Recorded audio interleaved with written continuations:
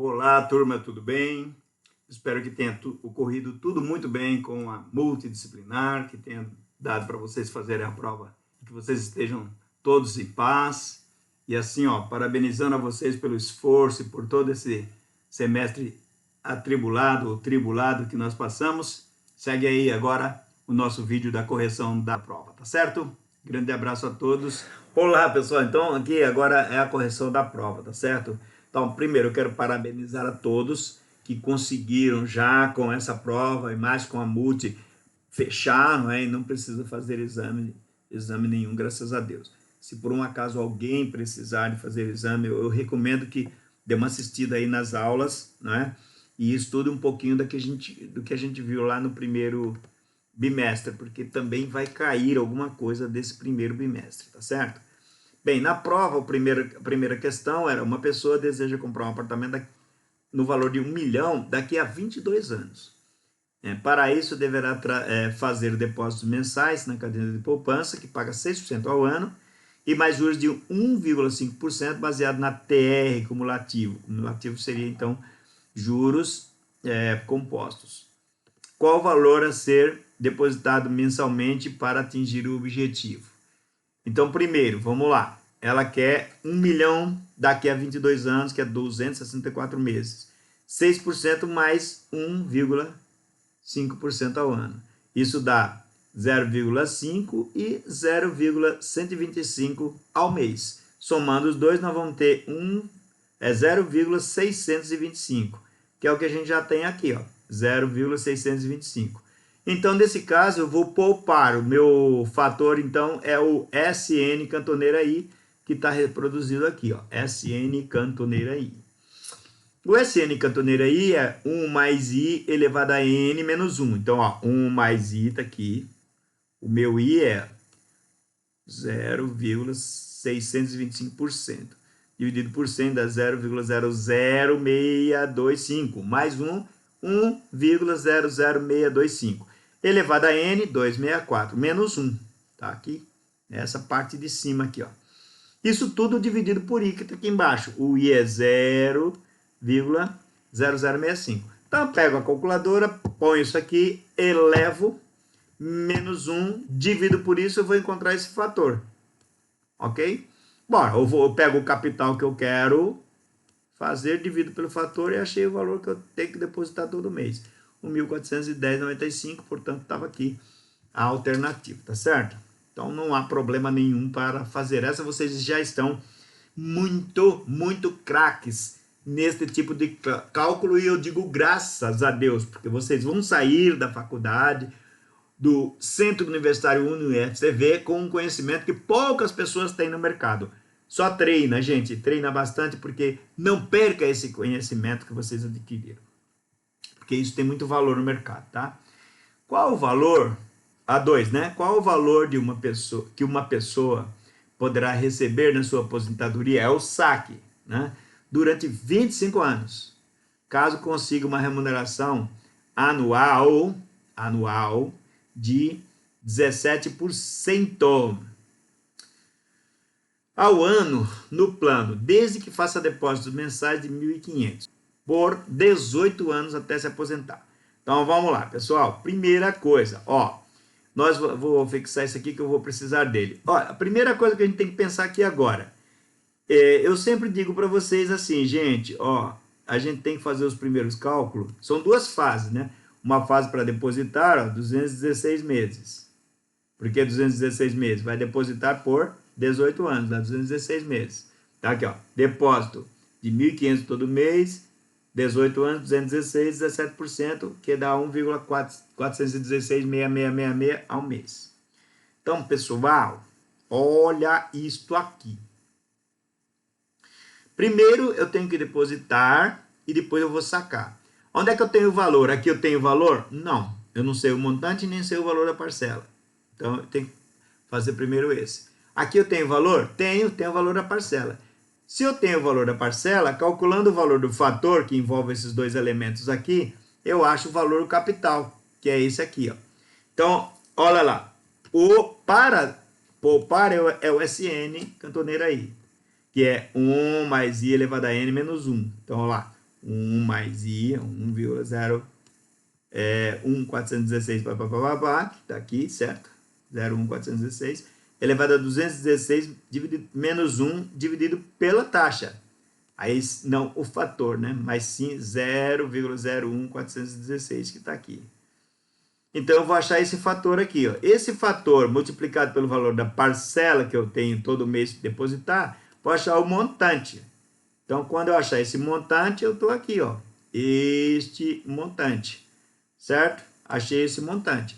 Aí, 204,257. O que eu faço? Passo o montante para cá. Passei o montante para cá, eu agora tenho, gente, ó, como achar a parcela. Porque eu tenho valor aqui agora. É só achar o fator. Só que esse fator não é mais o SNI, mas sim o AN, porque é para gastar o dinheiro. Então, agora eu vou para o AN. O AN é 1 menos 1 mais I, né? Elevado a menos N. Então, ó, 1 menos 1 mais I, certo? Elevado a menos N. Isso aqui é menos 300 elevado. Eu vou elevar agora para você. Olha lá, elevado. Cliquei aqui, ó, no X elevado a 2. Aí ficou elevado a menos N. Tá certo? Tudo isso dividido por I. Está fazendo parte aqui embaixo da fórmula. Então, 0,014. Aí eu achei o fator. Ora, agora eu tenho esse valor aqui. Põe para cá. 204 dividido pelo fator, que é esse aqui. Encontrei o valor da parcela. Aí eu posso dizer agora que eu tenho uma parcela de 30.256,37. Estava aqui a resposta. Nesse caso, letra B, mas lá no sistema embaralhado. A 3. Durante o curso aprendemos uma série de coisas, né? Estudamos perícia contábil e arbitragem. Sabemos que um dos procedimentos da arbitragem é o arbitramento. E que este não se confunde com a arbitragem verdadeira, né? Pois algumas razões técnicas e científicas, como vimos, por algumas razões. Então, ele não se confunde, né? Julgamento, arbitragem é julgamento, arbitramento não é julgamento. Portanto, sobre a parte conceitual da arbitragem, é correto afirmar: a arbitragem é um sistema de julgamento através de procedimento extrajudicial. Sim, é isso. Vamos ver os que não são verdadeiros? A arbitragem não é um sistema de julgamento. Já está mentindo. A arbitragem não é possível quando não houver no contrato cláusula compromissória. Mentira! Se não tiver na cláusula compromissória, mas for feito o compromisso arbitral, pode fazer arbitragem. A arbitragem não é um sistema de julgamento, já está errado aí, ó. É apenas um procedimento arbitral. A arbitragem é um processo judicial. Não é judicial, é extrajudicial, fora da justiça.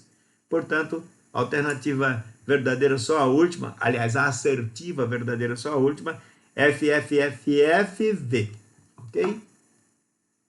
A 4, o perito contador, na execução do seu trabalho pericial, pode se deparar com diversos tipos de cálculos.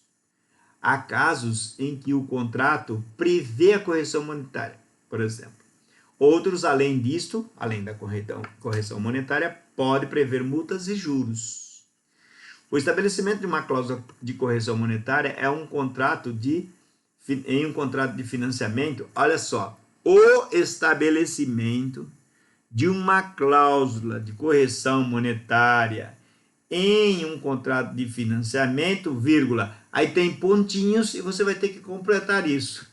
Ó, o estabelecimento não resulta em ganho nenhum, pois o que ocorre é apenas a recuperação do valor aquisitivo da moeda, ocorrida em razão de eventual inflação. É isso aqui. Esta frase é a única que complementa aqui. Vamos ver por quê. Resulta em um ganho. Errado, eu já disse isso na aula. Não se ganha nada com a correção monetária. A correção monetária somente recupera o valor. Elimina a cláusula de juros. Não. Quando você coloca a correção monetária, ela convive junto, em conjunto com os juros. Elimina a multa. Não. A cláusula de multa pode existir além ou conjunto com a cláusula de correção monetária. Resulta em um aumento considerável da dívida, tornando-a impagável. Nada disso. Não é esse o objetivo. O objetivo é outra coisa. Já que o nosso país pode ser considerado como o rei da inflação, aumentando assim as taxas de correção monetária. Não, o nosso país já foi isso mesmo, o rei da inflação, até 1994, quando nós estudamos naquela questão das moedas. Mas de lá para cá, ele vem enfrentando alguns períodos de inflação, mas a inflação nunca mais chegou a ser aquela galopante que ultrapassasse os 2 dígitos, né, 10% ao ano. Naquela época chegou a 1.200% ao ano, é um problema sério. Hoje não, né? Hoje, graças a Deus, o nosso país não está mais com essa inflação aqui. Então, essa seria uma alternativa errada. Quinto, conforme estudado em nosso curso, a arbitragem atualmente em vigor no país foi introduzida no nosso sistema jurídico pela Lei 9.307. Até aqui, tudo bem. A qual estabelece os elementos jurídicos e componentes da arbitragem, além de prever regras para a realização da arbitragem, como sistematização da sentença e outros. Analise as assertivas a seguir sobre a arbitragem e valorize como falso ou verdadeiro. Então vamos ver. O árbitro é considerado juiz pelo artigo 18. Sim ou não? Sim, ele é. Então é verdadeiro. O árbitro pode ser qualquer pessoa, conforme o artigo 13, ainda que seja incapaz. Ah, não. Essa palavra anulou. Isso aqui é falso. A sentença arbitral deve conter os requisitos legais. Sim, tudo que é a lei. Se não tiver, dá nulidade? Sim, dá nulidade. Então, essa é verdadeira. Contra a sentença arbitral cabe recurso. Não, não cabe recurso nenhum.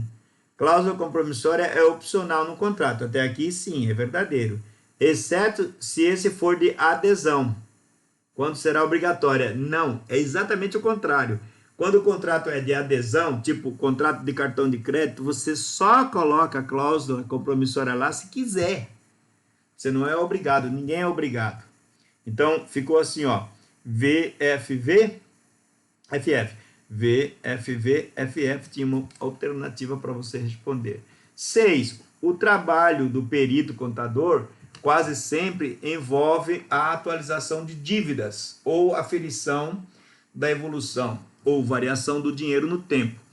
Entre os atributos contratuais que alteram o valor da dívida, podemos indicar a multa, os juros, a correção monetária. Claro, quanto à correção monetária, é correto afirmar o quê? Vamos ver.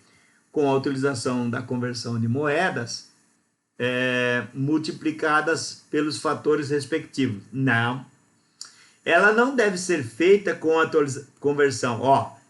Quanto à correção monetária, é correto afirmar que pode ser feita com a atualização da conversão da moeda, sim, mas não com multiplicação dos seus fatores respectivos. Ali é conversão, você converte para uma moeda e converte pela outra, tá certo? Não existe fator respectivo de uma moeda. O que poderia existir, o fator dividindo-se uma moeda pela outra.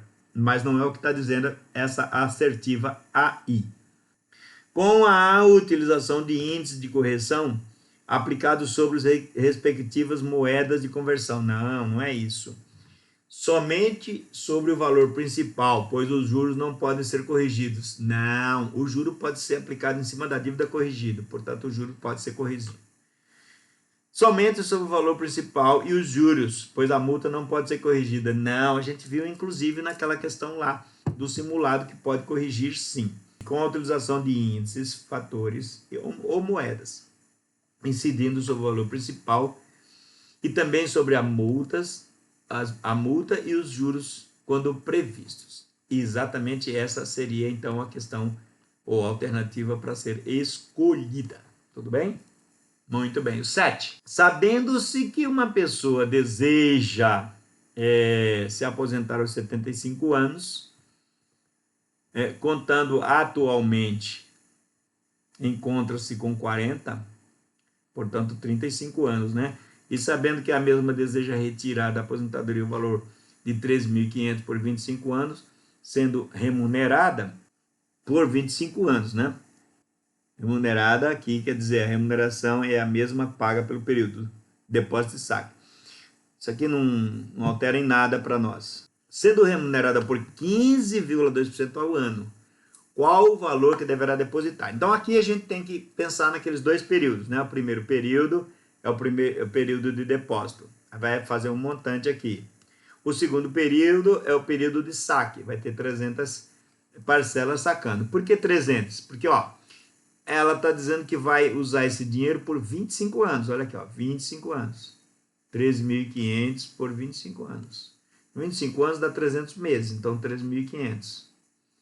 E para isso, ela precisa fazer depósito. Aí nós queremos saber qual é o valor que, qual o valor que deverá ser depositado mensalmente. Muito bem.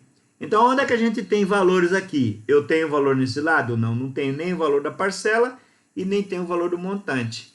Desse lado aqui eu tenho o valor da parcela. Então, eu vou achar o fator, ó, para gasto é o AN. Então, ó, 1 menos 1 mais I elevado a menos N.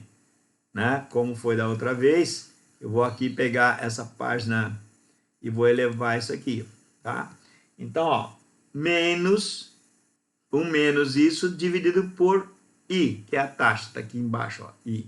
Então, dá o fator vezes o valor da parcela, 1.045. Então, tá aqui, ó, 1.045 é o montante que eu vou ter, certo?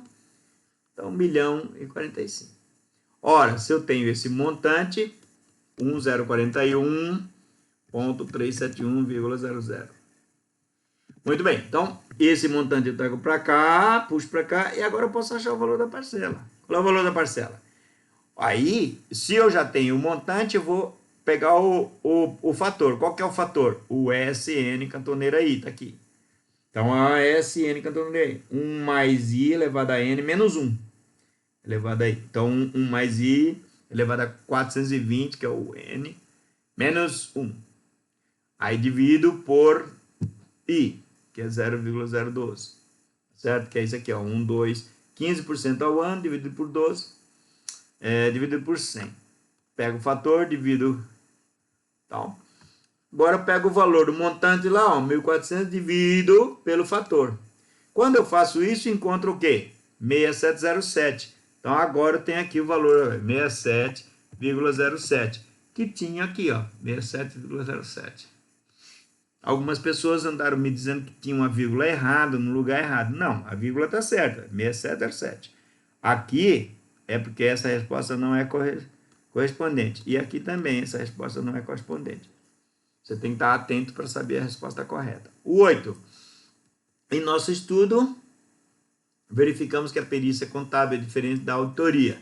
Aqui é aquela questão de separar uma coisa da outra. Tá? Mas alguns aspectos também se apresentam semelhantes. Então, vamos lá. Portanto, por assim dizer, sendo ambas as disciplinas praticadas com a aplicação dos procedimentos e obedecendo a princípios, podemos afirmar corretamente que, vamos ver, as diferenças entre perícia e auditoria repousam apenas nos nomes. Não, não é isso não, tem muitas diferenças das partes técnicas. O perito e o auditor utilizam somente métodos, utilizam os mesmos métodos e os mesmos procedimentos, pois ambos buscam o mesmo fim, que é a verdade dos fatos. Não, quem procura isso é o perito. O auditor procura outra coisa. Ele procura saber se a empresa está trabalhando de acordo com os princípios contábeis. A diferença básica entre perícia e auditoria é que aquela, seria a perícia, né? Utiliza-se de princípios deontológicos. E esta, que é a auditoria, utiliza-se de princípio contábil geralmente aceito. Não, as duas trabalham com os dois princípios deontológicos e princípios contábeis geralmente aceitos. O problema é que, no caso da perícia, ela busca a verdade. No caso da auditoria, busca uma regularidade de trabalho, certo? B. Os procedimentos da perícia são diferentes daqueles utilizados pela auditoria, pois enquanto estes, da auditoria, se aplicam por amostragem, aqui que está, correto, aqueles, quer dizer, os procedimentos da perícia se apresentam de forma específica. A perícia visa um fim específico, aquela espécie em cima daquilo lá, porque ela vai fazer uma prova para o juiz, devido à natureza jurídica dos atos praticados. Exatamente por isso, para levar uma prova para o processo para o juiz julgar. Então, esse daqui seria a resposta correta que nós deveríamos escolher. Vamos ver por que essa daqui seria errada? A diferença básica entre perícia e auditoria repousa no fato de que o perito busca examinar as fraudes e os erros cometidos pelas partes, enquanto que o auditor busca comprovar que o controle interno da empresa sofreu desvios, fazendo isso pela metodologia da amostragem. Está errado, porque o perito não busca somente examinar fraudes e erros. O perito busca a verdade, ele busca trazer uma prova. E essa prova pode não estar relacionada com fraudes ou com erros, tá certo? 9. Como vimos pelo estudo da arbitragem, o objeto do procedimento arbitral deve ser composto de direitos patrimoniais disponíveis e as partes que quiserem resolver seus litígios pela arbitragem devem ser capazes, conforme e confiarem nos árbitros. Assim, quanto ao Instituto da Arbitragem no tocante à legislação, pode-se afirmar corretamente. Então, vamos buscar corretamente aqui, ó. A arbitragem não se aplica aos casos entre comerciantes. Nada disso. Ninguém falou isso, nenhuma lei fala isso.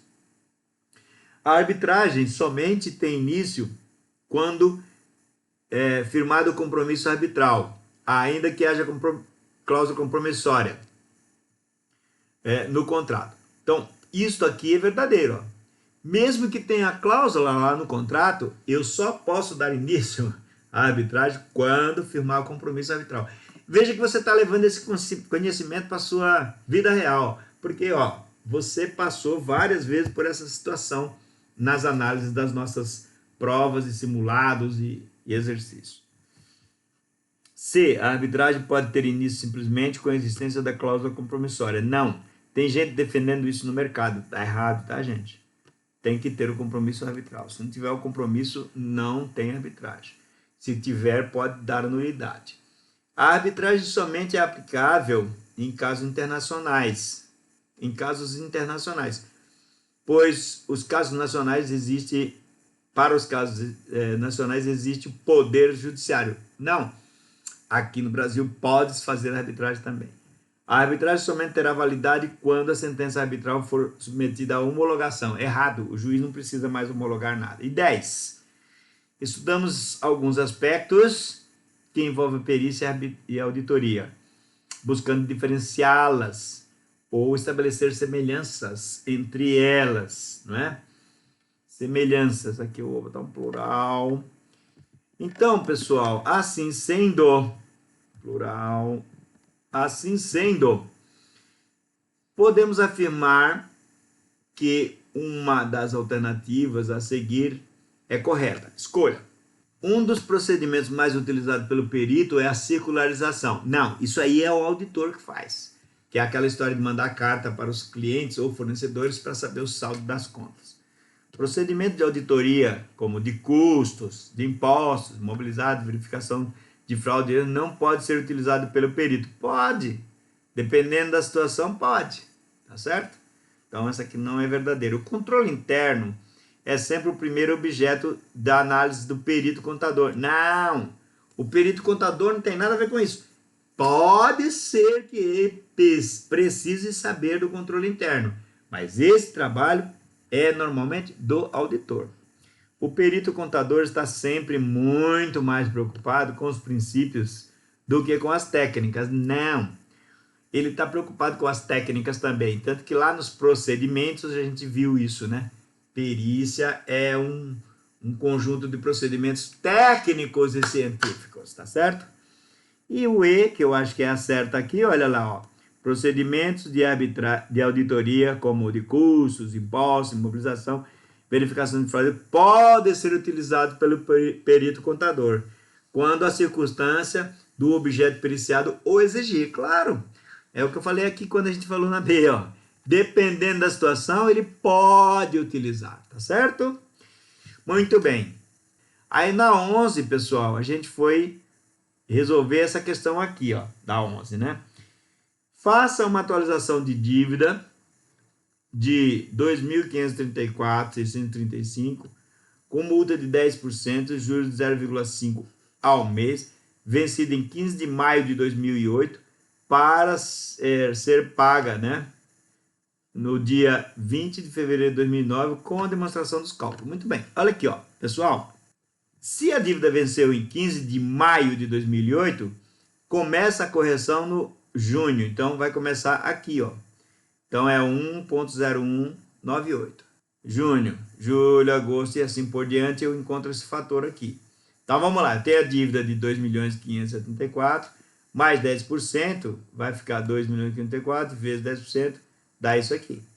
253.467. Somando, eu tenho uma dívida agora com multa de 2.788.142,50.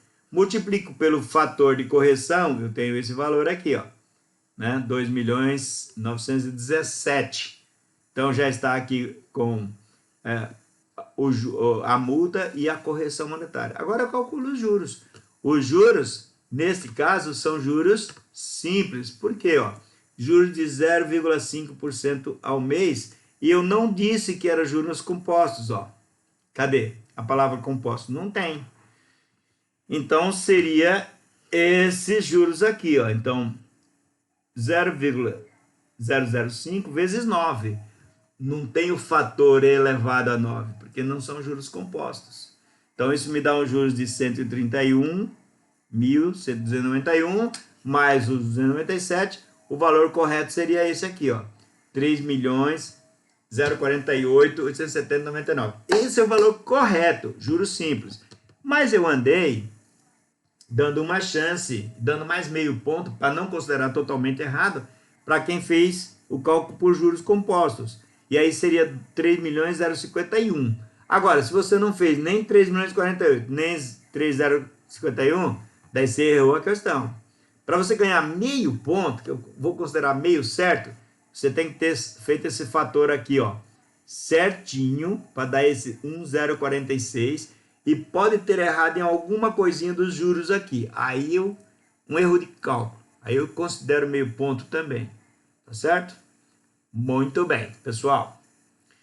O 12. Calcule e demonstre os cálculos, fator de correção. Aqui muita gente confundiu. Veja, a questão fala fator de correção para o período de agosto a julho. Eu não estou dizendo que a dívida venceu em agosto. Estou dizendo período de agosto a julho.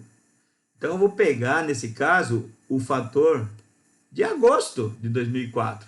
Olha lá. Agosto de 2004. Ó. Agosto de 2004. 1,22%. Dividido por 100 dá 0,01. Mais 1. Então, fica lá 1,0122. Aí, tudo isso aqui, multiplicado um pelo outro. Esse daqui seria, então, a resposta correta. Tá certo? Sem agosto, daria 1,04. Muita gente fez isso. E aí eu dei um meio ponto para fazer a política da boa vizinhança devido a essa questão, coronavírus. Se fosse ao vivo as aulas, não teria dado, porque você teria que saber isso aqui. Mas eu dei por uma questão de que vou ajudar, certo? Agora, se você ficou de exame mesmo assim, você tem que ir lá e cuidar do seu estudo para fazer um bom exame. 13. Quais são os principais elementos da arbitragem e qual o significado de cada um? Eu não vou colocar aqui para não ficar muito longo o vídeo, mas você sabe, ó, árbitro, aí você explicaria lá conforme está na apostila. Cláusula compromissória, compromisso arbitral e sentença. Esses são os elementos, tá certo? Aí tem lá os elementos jurídicos que se acrescenta o contrato por capazes, né? E os bens patrimoniais disponíveis. Depois aqui, ó, comente a situação das moedas brasileiras, compreendendo as mudanças. Aqui foi uma chance que eu dei para você. Você já tinha feito lá no simulado. Então, refazer. Então, veja que o professor também não tenta, como muita gente andou falando aí, nossa, porque não, a gente tentou ajudar vocês. Aqui, ó, a mesma questão de lá, né? Já essa segunda que está aqui, facilitando, e a nossa prova foi muito parecida com o simulado. É lógico, é outra prova, mas foi parecido. Então aqui era só dar aquela explicação. Eu nem repeti aqui, ó, porque eu já dei lá no simulado, vocês já sabem. 15. Explique o procedimento arbitral coerentemente, desde a cláusula compromissória, com suas nuances, até a sentença. Pessoal, aqui era tão simples, não era muito difícil. Teve gente que errou essa questão. Lamentavelmente, com dor no coração, foi obrigado a tirar ponto. Mas olha, a cláusula compromissória é estabelecida em um contrato. Se não houver litígio, nada acontecerá com ela. Por que eu coloquei a cláusula compromissória? Porque ela está aqui, ó, desde a cláusula compromissória. Então, começo falando da cláusula compromissória. Se houver litígio, será necessário lavrar o compromisso arbitral. É necessário para dar início à arbitragem, que é o documento que dá início à arbitragem. Pois nesse documento se insere o árbitro. Até então, o árbitro não existia. Quando ele aparece, aí faz a arbitragem. Porque sem árbitro, não se faz a arbitragem. Com o compromisso, dá-se, então, início ao procedimento arbitral. Aí, a partir do compromisso, começa. O árbitro entrevista as partes, as testemunhas, se houver, faz audiência, pede diligências, perícias, se for necessário, e, finalmente, prolata a sentença arbitral. E aí, quando ele fizer isso, ele extingue o litígio, ou seja, ele põe fim a esse litígio, de uma vez por todas, sem possibilidade de recurso, não tem recurso. As partes devem cumprir o que o árbitro determinou. Beleza? Pessoal, fico por aqui e eu dou os parabéns a quem já passou e vamos para o próximo semestre. E aqueles que ficaram de exame, eventualmente, se alguém ficou, dá uma estudadinha, pessoal, porque nós vamos ter mais ou menos essa situação aqui para fazer exame, tá certo? Então, um beijo no coração de todos, fiquem em paz, né? E que tudo se resolva logo, logo. Grande abraço. Tchau, tchau.